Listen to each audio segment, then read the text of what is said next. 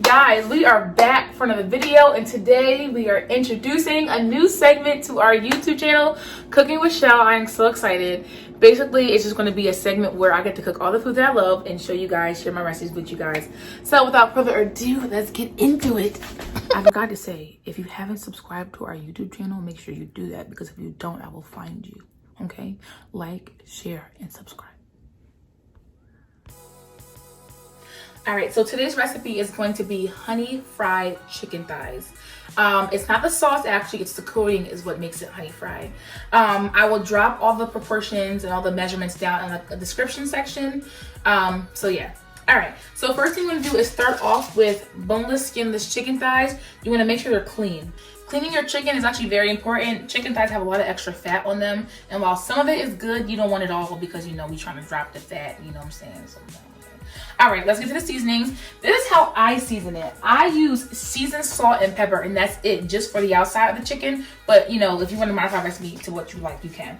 All right, so all you do is just shake some seasoned salt on both sides of the chicken if it decides to come out. All right, just like that. Don't put too much, because again, it's seasoned salt, and we don't want our hypertension to act up. All right. Oops. Okay. Some pepper. Now this pepper that I have here is a little bit larger than regular ground pepper, so you just gotta be mindful of the size of your pepper so you don't over pepper your chicken. And you know, I'm making a mess, but it's okay, because this is my kitchen and that's my business. Shout out to Tabitha Brown. All right, flip it over and get that other side just how you did the first side. I should use some gloves for this, but whatever.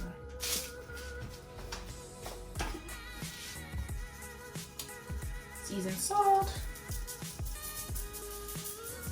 Fun fact, seasoned salt gets its yellow color from, what is it again? Turmeric. Turmeric, thank you. I forgot that bad, that's embarrassing. All right, yeah, seasoned salt, both sides. And then again, pepper.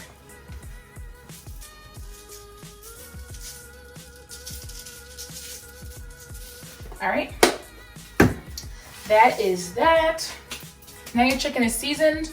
What you're also going to want to do is get your batter prepared. So for that, it's going to be 1 egg, which I'll crack into here.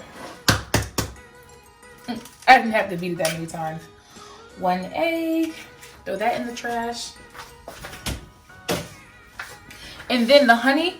Now the honey, what you're going to do for the honey, you're going to put at least 1 cup of honey compared to the 1 egg. Right now, I'm not measuring it because I don't want to waste no dishes. But I can't get it out of it. All right. Thank you, Lord. And then just pour that right into that egg. All right, that should be good. And then you're gonna want to beat it up. You can beat it with a fork or a whisk, but I think I'm gonna do a whisk. Because the Lord is my shepherd. Bruh. So usually when you have any type of battered dish, you know, you have like your flour, then you mix it, put it in your egg mix, whatever you use, and then you put it in your batter. But in this recipe, the honey is what's gonna bind the breadcrumbs to the chicken. So you're gonna mix it up until that gets nice and mixed, I guess. And if you're whisking, get a metal one. The rubber one's is not it. All right. All right. My honey's my cameraman today. Honey, how's that looking? Looks good. Alrighty. So I just want to go get a baking sheet with parchment paper. Now, with this recipe, the key to getting the coating to stick on the chicken is making sure that your mixture, your egg, and your honey is cold. So what I'm going to do is I'm going to sprinkle some paprika on there to get like a little bit of a smokiness to the flavor.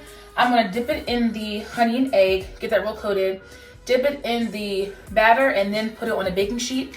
That's going to go in the refrigerator for about 15 to 20 minutes, depending on how cold you like your refrigerator. We like ours on Antarctica, so you know our stuff freezes in the refrigerator, so that's how that is. Or if you're in a rush, you can just put it in the freezer for like 5 or 10 minutes to get it like nice and tacky, like honey glue, you know what I'm saying? Like food glue. All right, now the paprika you don't necessarily need for both sides. You can if you want to, but I don't really do that.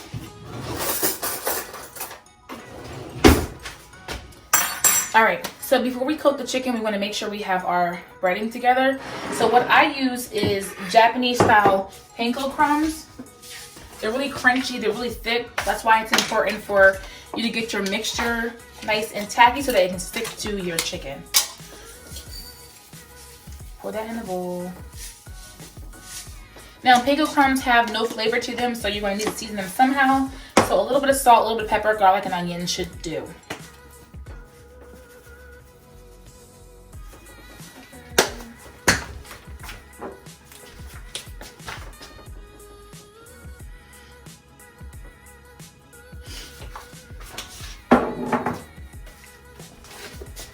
Garlic.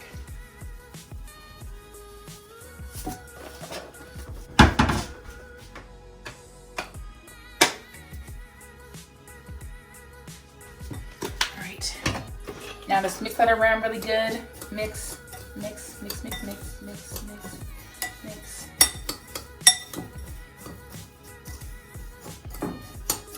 All right. That does the trick. All right, where's my plate? All right. So let's switch this out. If you want to make sure that your mixture is still mixed together, you can take your whisk and kind of go back over it. All right. Take your chicken thigh, like so. Dip it in the egg mixture. Make sure that it's completely saturated. Another important tip to when you're transferring from the egg or liquid to the Panko Crumbs, to make sure that any excess is dripped off, because if you put it in the crumbs, it'll cause the crumbs to drip off with the excess. So let it drip off, like so. Some of the seasonings will kind of come off in the mixture, but that's okay. You'll still taste the flavor. Like so, like so. Dip it in your mixture. You can take a spoon, make sure it's completely covered with your panko mixture. Okay. All right. And then you can use tongs on your fingers.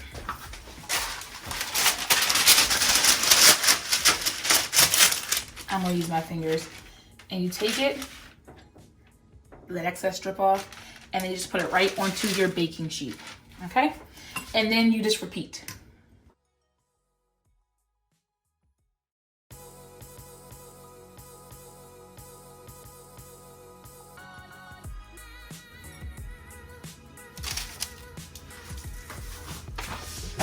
Alrighty, so all my chicken is prepped. That is going to go into the refrigerator for about a half an hour. Alrighty. Alright, so my chicken is out of the refrigerator. My oil was going, so it is heated up now. Make sure before you fry anything that your oil is nice and hot, but not too hot because you don't want to burn your food before you cook it. Alright, so we're just going to take this over here and put it in the oil. Alright, so I have a basket for my frying pan. You don't have to use one, but make sure your pan is, has enough oil. I use canola oil. It's better than vegetable oil. Use whatever kind of oil you want to use. All right, so I'm only doing 2 pieces of chicken at a time because it was in the refrigerator. And if you put too many cold items in a hot grease basket, basically, it'll bring the temperature down and it'll cause the frying process to delay, and then your stuff won't be as crispy as you want it to. So be mindful of that also. So we're gonna go ahead and take our chicken. If there's excess crumbs falling out, just shake them off because you don't want those to burn. And put them in your basket one by one. Shake off the excess. All right. Now the moment of truth, the sizzle, okay? Woo, woo. Yes, Lord. Now, like I said, the coating has to stick. Some will come off, it's fine. But if your oil is nice and hot, it won't come off as much as if, your oil wasn't the temperature it needs to be. All right, so let that cook until it gets golden brown. Not until it's chocolate brown. All right, you guys, the chicken is done. After I took it out of the oil, I drained it with the paper towels. The older people do the newspaper, but you don't gotta do that. Anyway, so I was on the cutting board now. I just sprinkled a little bit of parsley on there. You could do that for taste. You could do it for presentation. But either way, This chicken is very, very good. You can use it in all types of food dishes. You can make a sandwich with it, like put it on like a hamburger bun or a brioche bun for the bougie people out there, with some Kobe Jack cheese and a piece of lettuce and tomato. So that's that. So you can do it on a, you know, a sandwich. Chick-fil-A don't got nothing on this, okay? Or you can eat it over salad. When you eat it over salad, you can kind of like slice it like tiny little strips, so you can kind of do it on an angle like that. Ooh. Okay. And then put it over a salad. So that's that. Okay. I took a little piece out of one. I tasted it. It was good. Okay. I don't know if you could tell or not. Or you could serve it to the kids. Cut it in like little chicken nuggets. You can actually cut it in cubes before you bread it and fry it. But you know, just cut them in like little squares for the kids. Okay. Like so. So like a little nugget, little bite-sized pieces. Or you can just serve it for dinner. You can have it with a side of vegetables, side of rice, however you like it. But anyway, that is all we have for today. Stay tuned because there's going to be more Cooking with Chelle coming soon. Thank you so much for watching, guys. I enjoy cooking for you with my favorite recipes. Please like this video, share it, subscribe, and hit the notification bell down below. All right, we're out of here. Peace and love.